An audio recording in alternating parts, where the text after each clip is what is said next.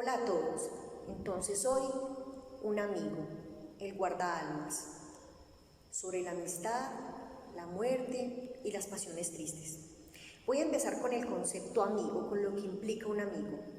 Me gusta mucho la etimología, me parece que la etimología nos aparta un poco de lo que es un diccionario, lo que es la Real Academia Española, precisamente porque en los diccionarios lo que encontramos son los significados de las palabras, pero la etimología nos ilustra sobre los secretos que guardan los seres humanos al usar las palabras.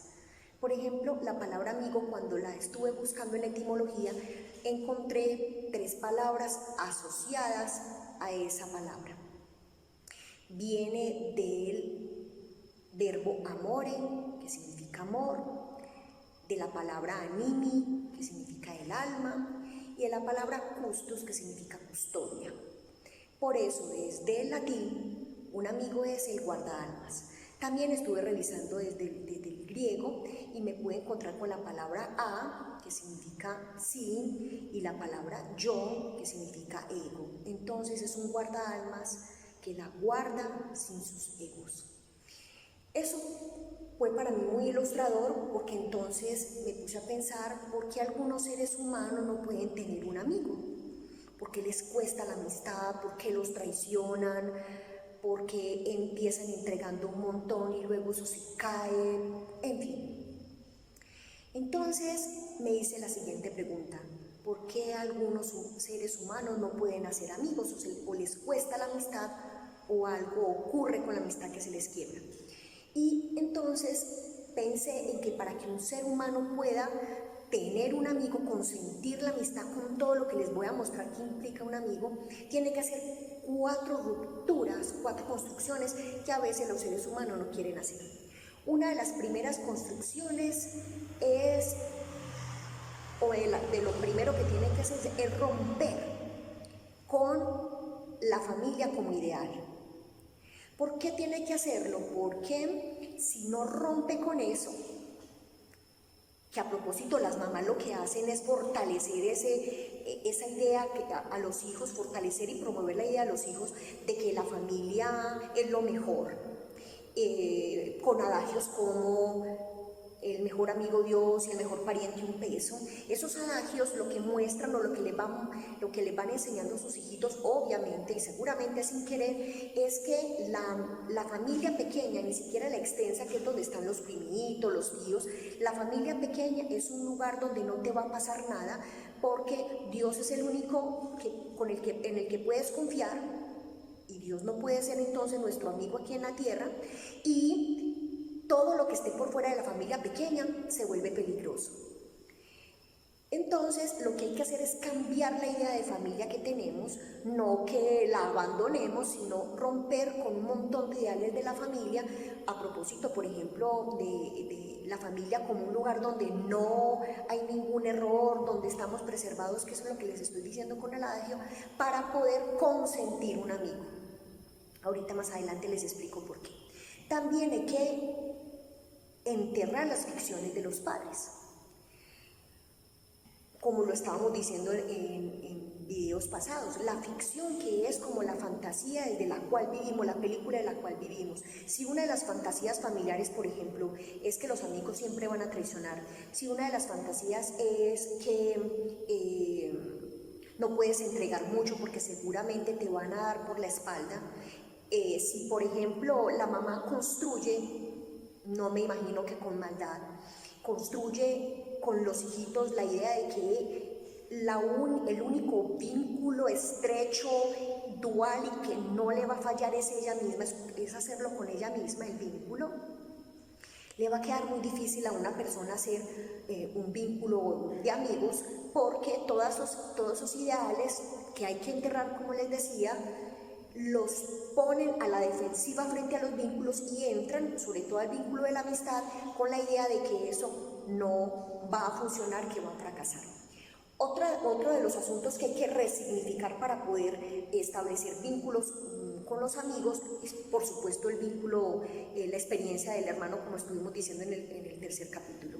si no resignificas ese vínculo en el que conoces todos los sentimientos más dolorosos, al igual también los más hermosos, si no resignificas ese vínculo, va a ser muy complicado que entres a una relación como la relación de amigos, precisamente porque después de la relación con los hermanos lo que hacemos es una y otra vez repetir toda esa construcción que hicimos con los más cercanos y los más íntimos. Y lo otro es que en la familia se construyen, y en la casita donde vivimos se construyen las ideas sobre el sexo, el amor, sobre la muerte, por ejemplo, y si no lo ponemos en los lugares adecuados, si no hacemos las resignificaciones indicadas, es muy complicado hacer vínculos. Les voy a poner un ejemplo. Si mi idea de odio, que se promueve mucho en algunas familias, si mi idea de odio se traduce en hacer chismes, ¿cierto? Porque hay familias en las que se sientan a hablar de los otros, y no de ellos, sino de los otros, que son los de las familias extensas, los vecinos, los cercanos. Si hay una idea de que los otros son los que fallan, que la familia no tiene ningún problema, no tiene ningún defecto, cuando ese sujeto sale, me refiero a cualquiera de nosotros, sale a la cotidianidad, a la sociedad, a vincularse con nosotros, siempre va a estar como con la idea, o es muy factible que esté como con la idea de que los defectos y las fallas son de los otros, que lo que les pasa para mejorar es a nosotros, porque él está intacto. Es muy difícil poder localizar los defectos y ocuparse de ellos, los propios defectos, cuando uno está muy entretenido en la vida de los otros. Entonces, ¿por qué no todos los seres humanos pueden hacer amigos? Porque para ser amigos es necesario tomar toda la infancia y poder llegar a la conclusión, por ejemplo, que hemos llegado, que está muy en nuestra cultura, y es que los amigos son la familia que uno escoge. Para uno poder escoger una familia, pues tiene que de algún modo retirar la que tiene o ponerla en otro sitio, porque no podemos tener dos familias. Por supuesto que en la cotidianidad es factible encontrar personas que tienen 2, 3 familias, pero eso ya lo sabemos, tiene estragos bastante delicados, porque finalmente en las 2 familias ocupamos los mismos lugares y alguna vez alguno de los integrantes de esas familias va a reclamar su lugar o nos va a decir que estamos usurpando algún lugar. Entonces, cuando uno puede llegar a la conclusión, cuando uno puede elegir un amigo y decir, este es el amigo que elegí y además la familia que yo elegí, eso da un tinte a la relación con los amigos de compromiso, un asunto como los católicos lo llaman, y es que yo no tengo miedo, eso lo dicen los católicos, no tengo el temor de Dios, perdón, no es tenerle miedo a Dios, sino tener miedo de perderlo. Es decir, que si ponemos a los amigos en el lugar de lo valioso, no de lo que sobra, de lo que traiciona, de lo que está por fuera, lo que no es necesario, si ponemos a los amigos en ese lugar, moviendo estos 4 aspectos que les acabo de nombrar, podemos cuidarlo para no perderlo y no hacer todo lo necesario para que justamente se vaya de nuestro lado, nosotros lo empujemos a irse para que él se pueda proteger. Bueno, entonces ahora me puse a pensar, bueno, algunos seres humanos parece ser que no pueden hacer amigos, pero entonces la pregunta es, ¿por qué algunos sí pueden? Y podríamos decir, pues claro, pueden hacer amigos por lo que acaba de decir, hace una ruptura con la familia, entierra los ideales de la familia, resignifica el vínculo con los hermanos y hace un invento un invento distinto, hace una resignificación sobre lo que implica el sexo, las envidias, los celos, todo lo que pasa en la casita. Pero no, faltan otros 3 aspectos. No es suficiente como con hacer el trabajo de resignificar todo lo que nos ocurre en la casa, con los padres, con los hermanitos, con los ideales de ese lugar. No, también falta algo. Faltan 3 aspectos que casi que es una decisión que se toma o no se toma. Lo primero es un reconocimiento de la falta en ser. ¿De qué se trata el reconocimiento de la falta en ser? Ya lo habíamos hablado. El reconocimiento de la falta en ser más o menos sería como yo presentarme frente a una persona y confesarle que yo no estoy completa, que hay algo que me pasa, que hay algo que no es completamente perfecto, que tengo preocupaciones, que tengo miedos. Eso hago con mis amigos, mostrarles que yo no estoy completa, que tengo angustias, que hay un detrás de cámara en el cual hay una Gloria Luz que también tiene unas preocupaciones. Por supuesto que las preocupaciones son las de todo el mundo. Lo que ocurre es que, digamos, este tipo de discursos y terapias y todo lo que ha pasado con mi vida y todo lo que he tratado de trabajar con mi vida me pone en una posición distinta frente a esas preocupaciones. No me angustio, sino que lo que hago es ocuparme de cómo resolver para aprender. Finalmente, confesémonos algo a propósito de las confesiones. A este mundo no vinimos a ser felices, sino a aprender a ser mejores, finalmente. Entonces, porque algunos seres humanos sí pueden hacer amigos. Todo lo anterior, pero además tiene que apostar 3 cosas.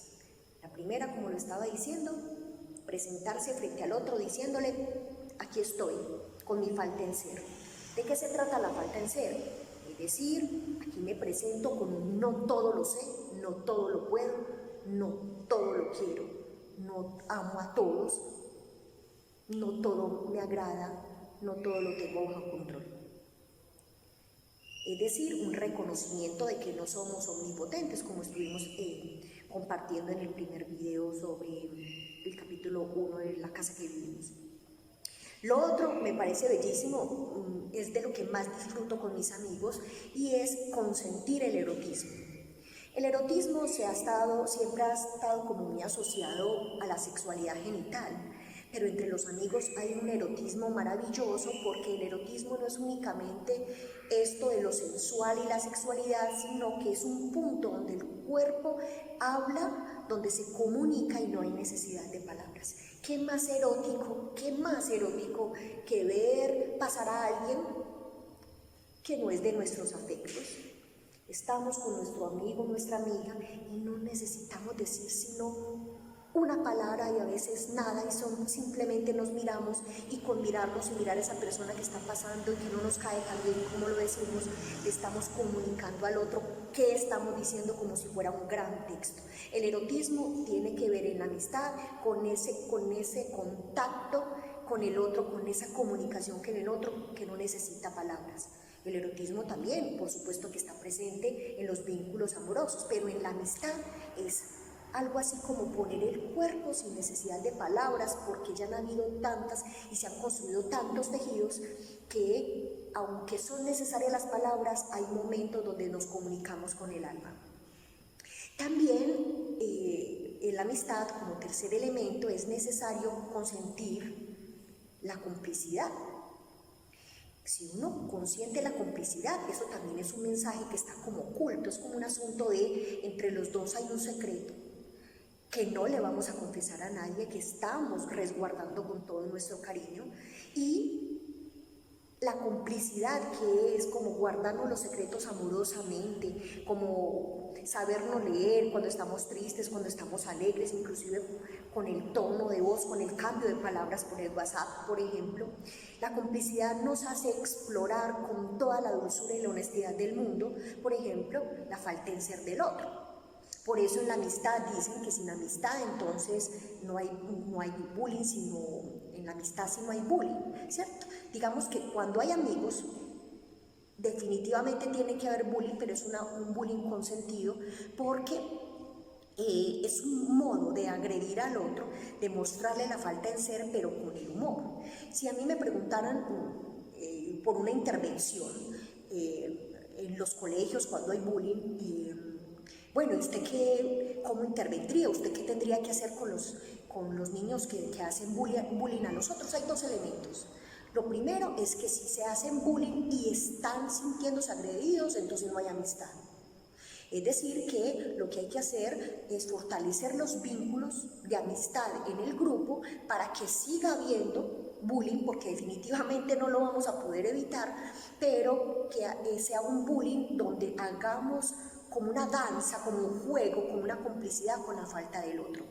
Y así se fortalecen, digamos, los ambientes educativos y se rodean de cierto cariño para que ya no le sumemos más a la tarea complicada de aprender un asunto del contexto, como por ejemplo el bullying. Un asunto que es natural a los seres humanos, pero que lo podemos no controlar porque siempre va a pasar, pero sí mediarlo por la amistad para que juguemos con la falta de ser en el mejor sentido, la pongamos a bailar con el humor, pero que no sea la agresión lo que queramos, sino como unirnos, vincularnos.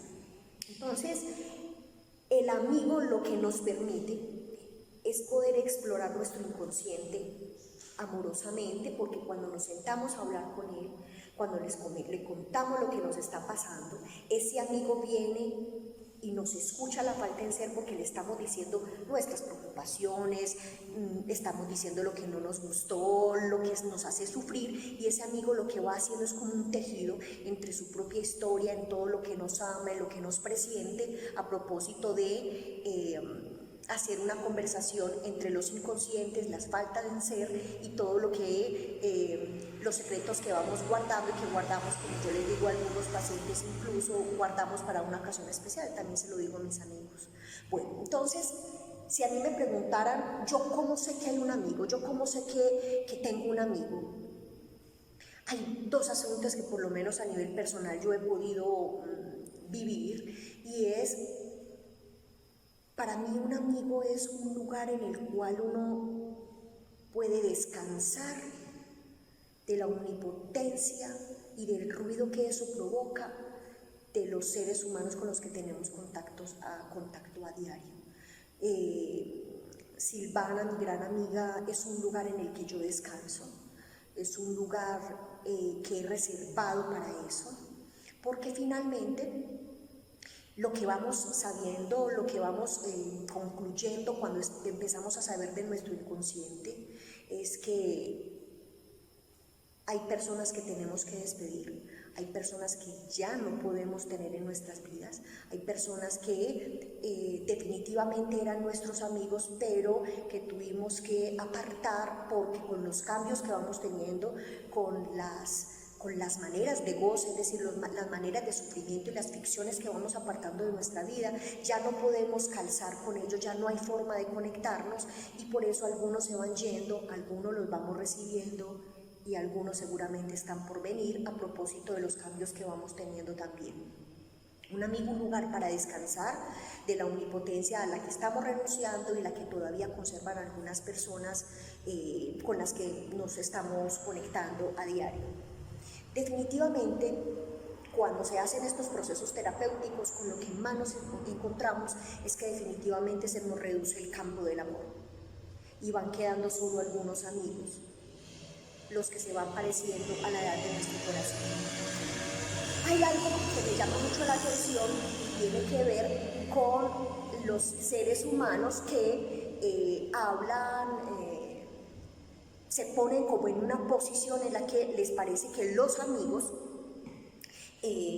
no se tienen que tener, no han hecho amigos nunca, no les parece importante, como ahorita les estaba diciendo, no les parece importante, les parece que con la familia tienen, o con sus pasiones tienen, o sus entretenciones. Me ha llamado mucho la atención esto, porque leyendo a Freud para esta ocasión y otras ocasiones, me ha llamado mucho la atención porque es como si estos seres humanos, al negar la posibilidad de la amistad, y al negar, porque hay otros también que niegan la posibilidad de tener un enemigo, un adversario, porque hay de los unos y de los otros. Hay unos que dicen, no puedo tener amigos o no quiero tener amigos, es peligroso, no me hacen falta, tengo conmigo, yo no le cuento mis cosas a nadie, tengo conocidos, pero amigos jamás.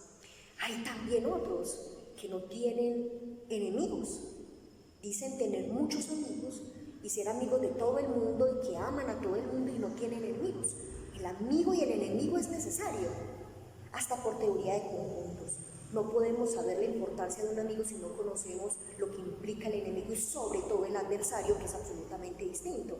Un enemigo, a propósito de la etimología, es alguien que está en contra, o es alguien que no es amigo y punto, como dirían los romanos. Si es amigo o no es amigo, dirían los romanos. Pero el adversario, porque observen que esa palabra está construida muy interesante, está construida por ad, que es una preposición, que quiere decir como en contra. y por el verbo versare, que quiere decir como movimiento. Entonces el adversario me parece que hay que conservarlo más que el enemigo, porque el enemigo nos produce muchísimos odios, nos da mucho empuje como a atacarlos, a despreciarlos, y recuerden lo que el odio trae como secreto. El odio finalmente es un desprecio personal que se pone sobre el otro para no ocuparse de tus defectos. Entonces creo que es mejor tener adversarios, porque entonces estás en definitiva en contra de esa persona, pero no necesariamente estás en contra de esa persona, sino, corrijo, estás en contra o estás peleando es con sus poderes. No es, una cosa es, como se dice en la cotidianidad, tomárselo personal porque va sobre el otro, y otra cosa sobre sus competencias o sus poderes. Es mejor tener adversarios, porque entonces uno ya no los quiere odiar, sino que los quiere superar, quiere luchar, les quiere mostrar, por ejemplo, que tiene más poder o que sus ideas son más fuertes en algún aspecto. Entonces hay que conservar un enemigo. Dirían algunos que quieren odiar, yo les propongo que mejor conserven sus adversarios, porque eso los va a mover espiritual, corporal, cognitivamente, para superarlos y de paso apostar por una mejor versión de sí mismo. Hay una frase en Freud que me parece impresionante. Es una frase donde Freud precisamente nos dice que no podemos evitar la amistad y no podemos evitar a los adversarios, porque eso me parece fundamental que lo tengamos en cuenta, aquel que evita tanto los amigos como los enemigos puede encontrarse, inclusive con buenas intenciones. Yo quiero amar a todos, yo no quiero tener enemistades, ¿cierto? Hay personas que no soportan la idea, no concilian esa idea, pero el evitar tanto los amigos y evitar también a los enemigos o los adversarios como tal, los hacen correr un riesgo, y es encontrarse con las pasiones tristes. Las pasiones tristes, cuando yo me encontré en la vida con este concepto, mientras estudiaba un poco filosofía, me llamó mucho la atención, porque la tristeza siempre me ha llamado la atención, porque me habla de una impotencia y un fracaso frente a la vida, por ejemplo, como una entregársela a la muerte de alguna manera, en el sentido de sentirse fracasado. Esta frase de Freud que nos dice: evita los amigos y evita los enemigos y te vas a encontrar con las pasiones tristes. ¿Esto qué significa? ¿Qué es una pasión triste? Es todo lo que tú haces a diario, o incluso lo que dejas de hacer, para que no apunta al bien vivir, sino que apunta al malestar, y que te hace avergonzarte, sentir envidia, sentir odio, que el odio es una de las principales pasiones tristes, sentir arrepentimiento, vergüenza. Ese tipo de pasiones tristes, pasiones porque hablan de ti, pasiones porque tienen que ver con todo lo que, con tus secretos, con tu falta de ser, con tus ficciones. Estas pasiones tristes te retiran de la posibilidad de encontrarte con un amigo, y por supuesto que ese es el regalo que nos trae un amigo, de ocuparte de tu falta de ser, ocuparte de lo que implica construir, no sin ardor, no sin dificultad, una mejor versión de sí mismo. Eso es lo que trae finalmente la amistad. Cuando pensé en el tema para hoy, que entonces yo les decía en la presentación para este capítulo, les decía que iba a hablar de la amistad, que iba a hablar de la muerte, y que iba a hablar de la complicidad y de las pasiones tristes. Entonces vamos a hablar de la muerte, y van a ver cómo puedo irles mostrando la tesis, que bastantes veces la he comprobado y la he reformulado, por supuesto, también, y es que como te relaciones con la muerte, también te relacionas con los amigos. Voy a mostrarles algo de la muerte que me parece importante. Sabemos todos que la mayoría de los seres humanos, la gran mayoría de los seres humanos, lo que hace es evitar la muerte, olvidarla, esquivarla. Hay una prueba de la vida cotidiana que uno puede decir: así se evita, los seres humanos evitan la muerte. Por ejemplo, hay un accidente, y en ese accidente hay un cuerpo despedazado, lastimosamente, a un cuerpo que le pasó algo, incluso que está muerto.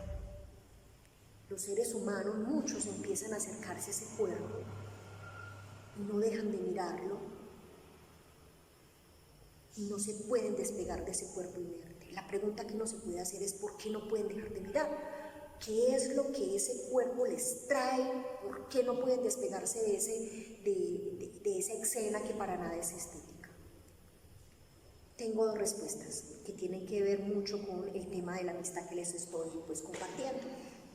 La primera es que no dejamos de mirar, o los que están como en ese lugar de fascinarse con ese cuerpo, no dejamos de mirar porque finalmente ese cuerpo inerte lo que nos está mostrando es que acaba de suceder una muerte que no es la propia.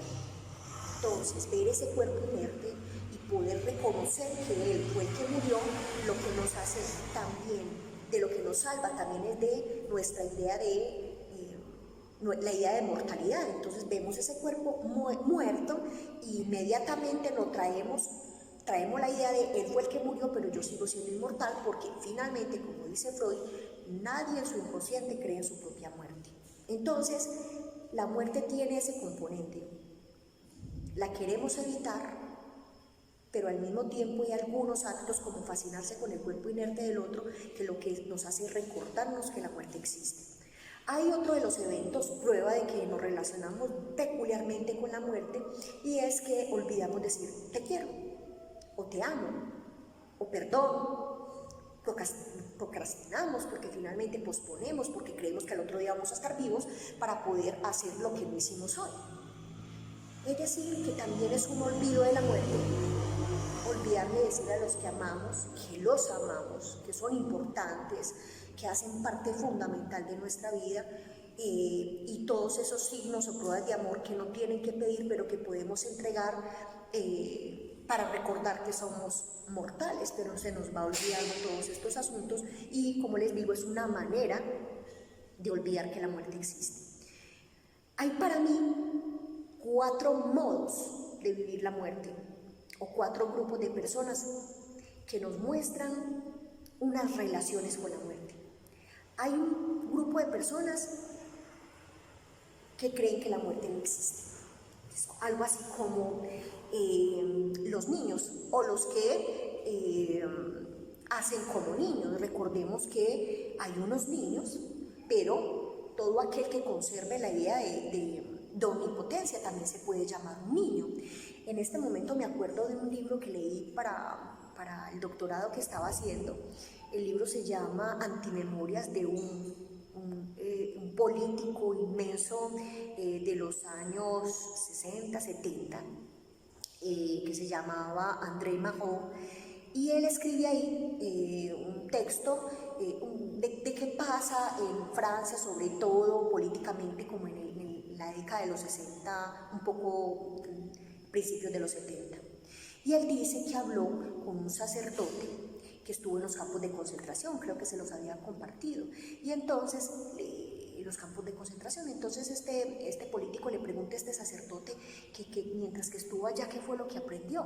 Mientras escuchaba a todas estas personas, y él dijo que lo que aprendió es que ya hay un montón de niños, que ya nadie quiere ser un adulto, que ya no quiere ser una persona grande.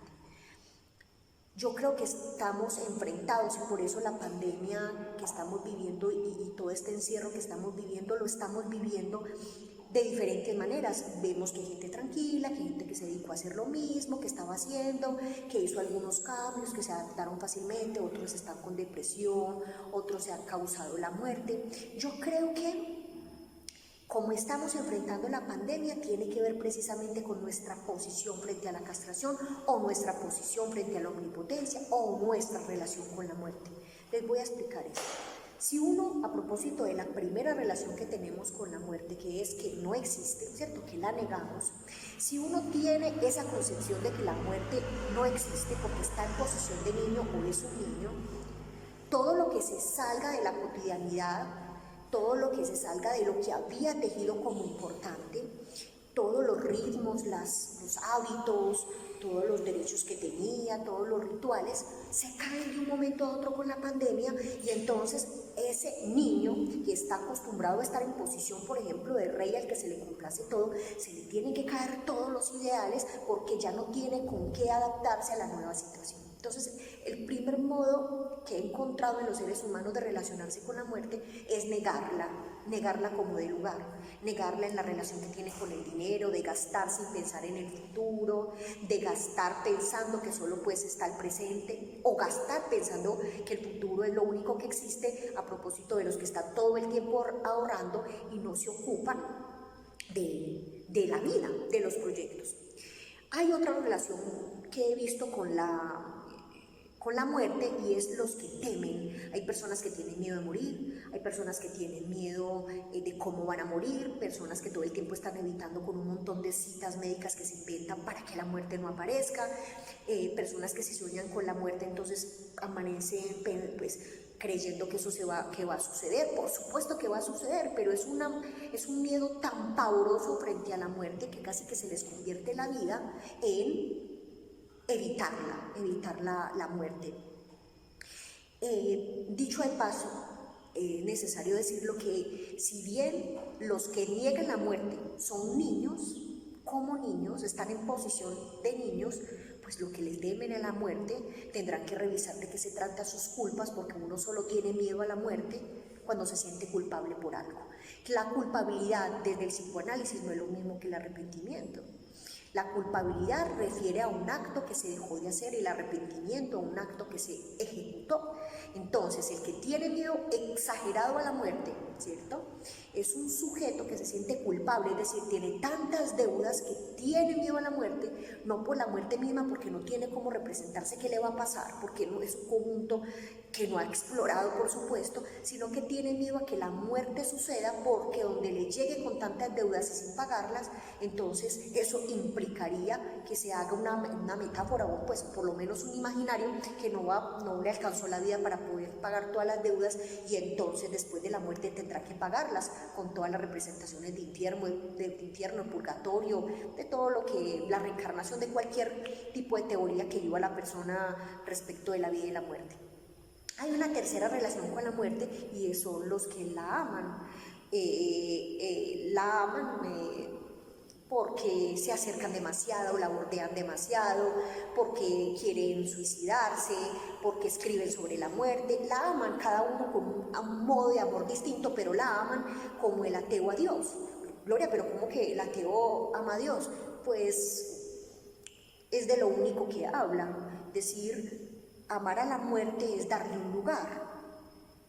Desde el arte, de la escritura, desde acting out, que son intentos de suicidio en los que inconscientemente, por ejemplo, el sujeto no quiere morir, sino que quiere hacer un acto, digámoslo, asegurándose de que la muerte no aparezca para poder llamar a un otro, que es el testigo, el público de esa pequeña bordeamiento de la muerte, para poder preguntarle con ese acto a ese otro qué le puede pasar si le moriría. Una cosa es el paso al acto en el suicidio, es un modo de amor a la muerte, pero en pleno, porque entonces se logra el acto, digámoslo así, donde ese sujeto que ya si hay cuerpo inerte, no quiere dejar, digamos, no quiere hacerle ninguna pregunta al otro, porque lo que hace es dejar una pregunta para siempre.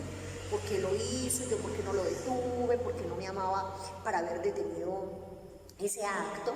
En cambio, el que hace un acting out, que es un acto afuera, que es el intento de suicidio una y otra vez, más bien es un llamado al otro, y por eso tiene que quedar vivo, porque necesita ese cuerpo y esa vida para poder escuchar esa respuesta. Entonces, algunos seres humanos se relacionan con la muerte amándola de tal modo que se les convierte como en una causa de la vida.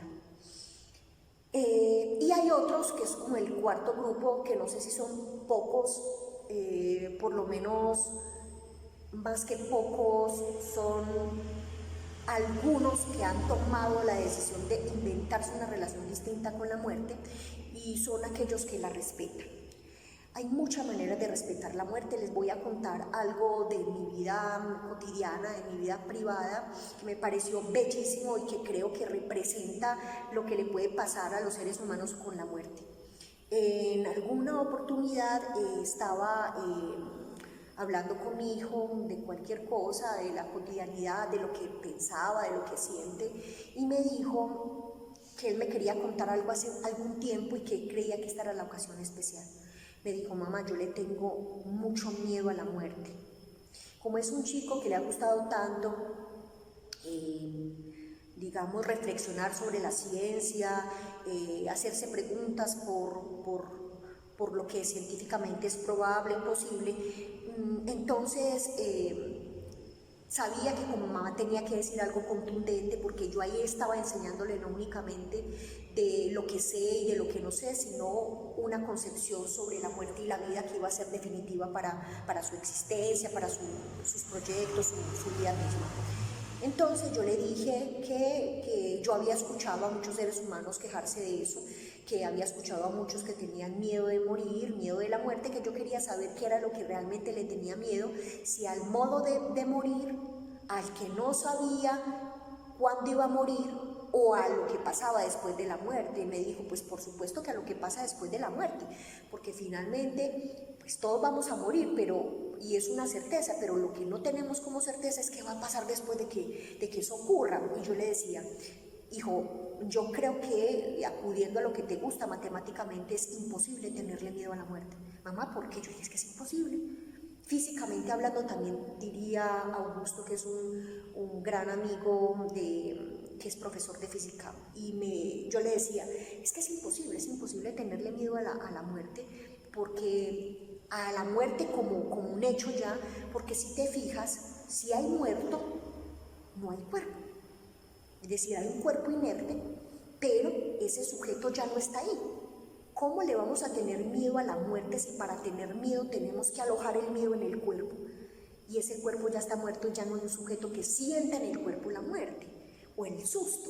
Entonces es matemáticamente imposible tenerle miedo a la muerte, porque ya no hay un cuerpo donde alojar ese miedo. No es posible. Que sucedan otras cosas, pero miedo no. Lo que siente un ser humano, que se llama miedo, que lo hemos percibido como miedo, no es posible sentirlo, porque ya no hay cuerpo ni sujeto para ser el testigo de ese cuerpo que siente esto o aquello. Entonces, la pregunta es, si el grupo de personas que respetan la muerte no es que sean los ideales, los que hay que seguir, los recomendados, no, pero respetar la muerte es muy interesante, porque nos obliga no solo a respetar la muerte, sino a respetar la vida. Es decir, por eso es que estoy conectando esto de la muerte con los amigos. Ya van a ver cuál es el tejido.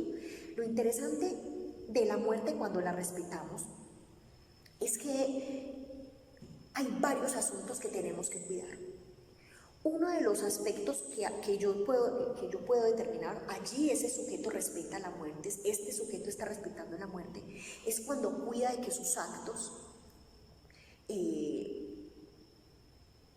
no lo avergüencen. Una vez una señora hermosísima, que no voy a olvidar, llegó, una señora de más de 60 años, llegó al consultorio: bellísima, te saludo, me inspiras todo el respeto del mundo. Llegó al consultorio y me dijo: doc, ¿sabe qué? Yo voy a ajustar 70 años y yo quiero que usted me ayude a no morir avergonzada de mí misma.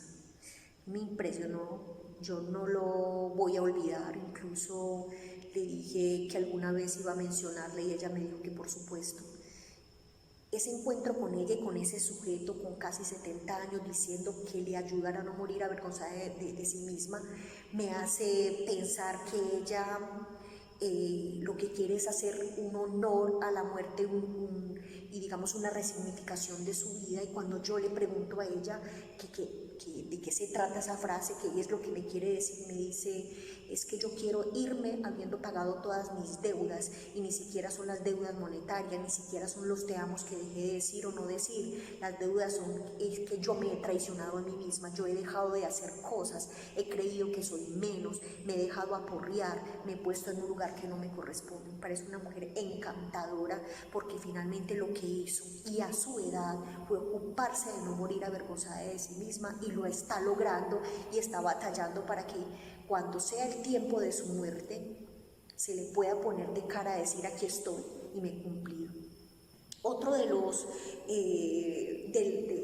signos de que estamos respetando la muerte y por supuesto la vida misma es estos actos en los que no perdemos de vista que somos mortales, como les decía ahorita.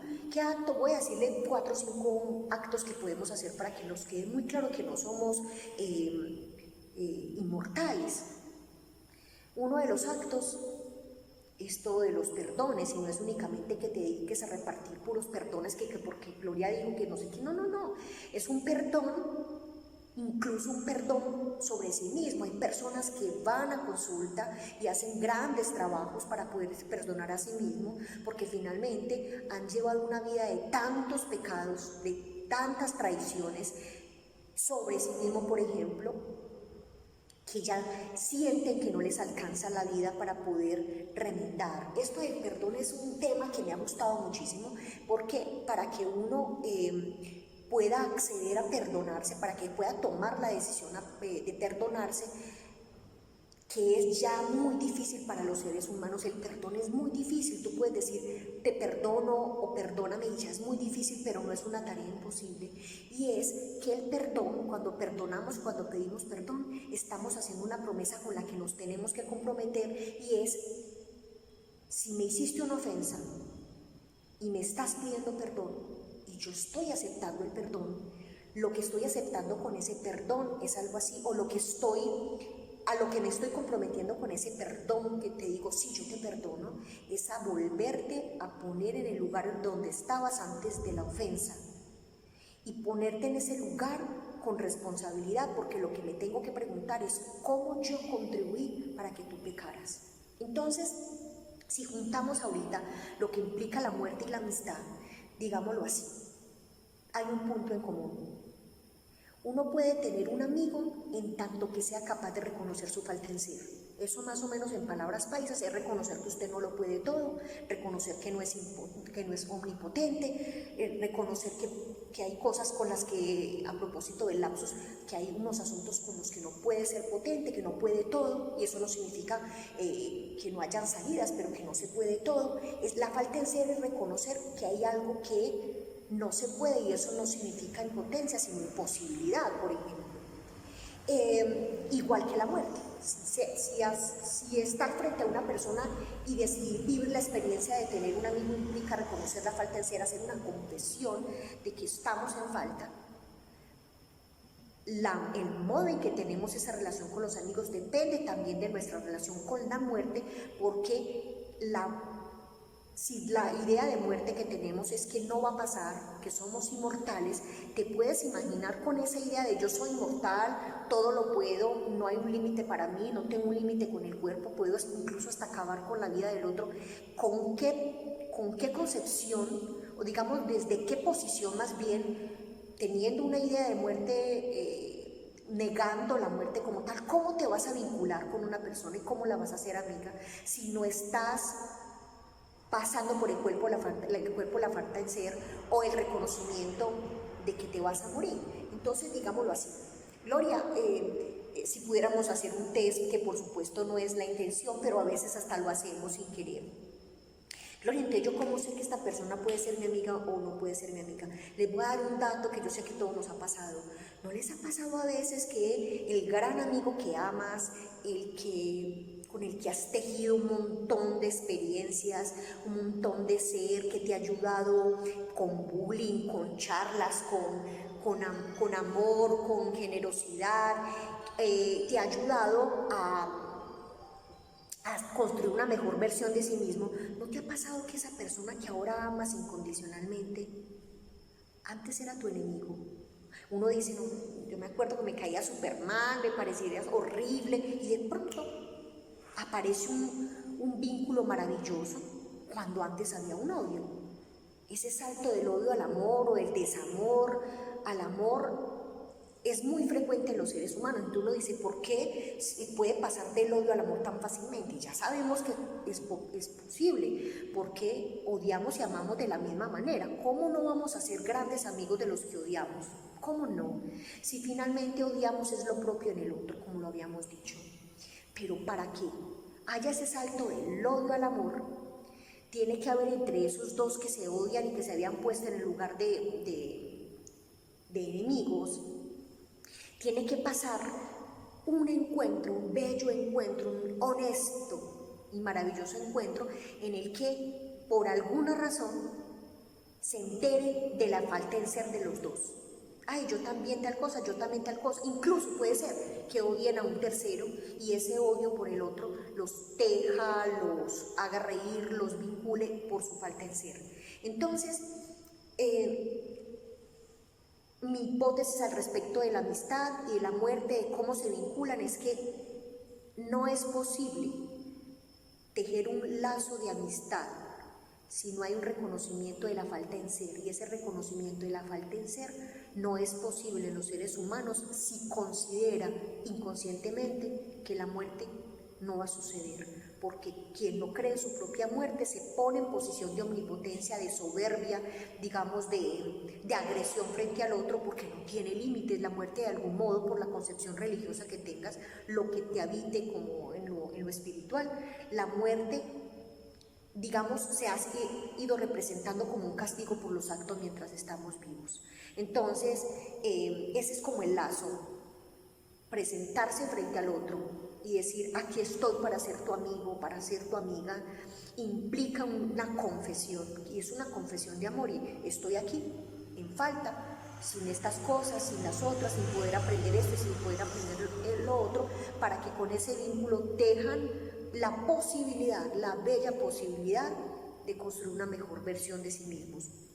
Ahora le dejo una inquietud, porque todavía es una inquietud que no he revisado con Augusto, este profesor de física que les conté. Me gustaría muchísimo, los afanes de mi vida no me lo permitió, no me permitieron tener esa conversación, pero la voy a tener con él, por supuesto.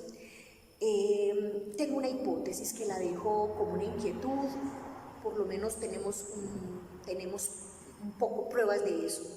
A mí me ha parecido el vínculo de la amistad bastante interesante, porque es un vínculo en el que parece que no existe el tiempo. Ya sabemos que el tiempo es un invento humano, y los niños nos dan pruebas de que es un invento porque ellos tienen que construir una idea de tiempo. Es muy factible que un niño diga, mañana fui a la escuela. Y esa frase, muy de los primeros años, lo que nos está diciendo es que ese niño no tiene todavía una construcción de lo que implica el tiempo. Pero entonces empiezan a corregirlo y él se empieza a dar cuenta que se levante, que después va a la escuela, y que entonces después, y que antes, y empieza a medir, empieza a hacer unas mediciones sobre la vida, sobre todo por las consecuencias de sus actos, y que el otro le está mostrando que hay unas consecuencias. A mí me parece que el vínculo de la amistad y la relación con el tiempo es bastante peculiar, porque es como si no existiera el tiempo cuando hay amistad. Uno sabe que tiene un amigo porque no hay, es como si el tiempo no existiera. Y hay dos asuntos que podemos poner en la mesa para discutirlo, seguramente, si hay ocasión. Parece que en el vínculo de la amistad no hay tiempo, porque nos dejamos de ver mucho tiempo en esto de lo que estamos viviendo, dejamos de hablar por mucho tiempo, incluso después de haber tenido muchas adversidades o haber tenido peleas, no sé qué, y es como si no nos hubiéramos visto, sino así, dejado de ver hace un minuto. Y cuando estamos con nuestros amigos, esa es la primera prueba. La segunda prueba de que parece que el tiempo funciona distinto en la amistad, parece que desapareciera el tiempo como construcción, es que estamos con los amigos y es como si se nos pasara el tiempo y hubiesen pasado 12 horas, 15 horas, 3 horas, 4 horas, y nos pareció que eran 2 o 3 minutos. Nos pasa el tiempo y no pasa el tiempo, o pasa mucho tiempo, y pasa el tiempo, y lo que ocurre cuando nos volvemos a encontrar es como si hubiese desaparecido. Bien, entonces, lo último, ¿qué es un amigo? Es un guardaalmas que sabe custodiar nuestra falta en ser, y solo podemos hacer amigos cuando frente a ese sujeto, ese ser humano con el que queremos vivir esa experiencia de la amistad, le hacemos una confesión le decimos: aquí estoy, dispuesto o dispuesta a construir una mejor versión de sí mismos. Bien, brindo por los amigos que despedí, por los que me he ganado y por los que vendrán. Brindemos por nuestros amigos.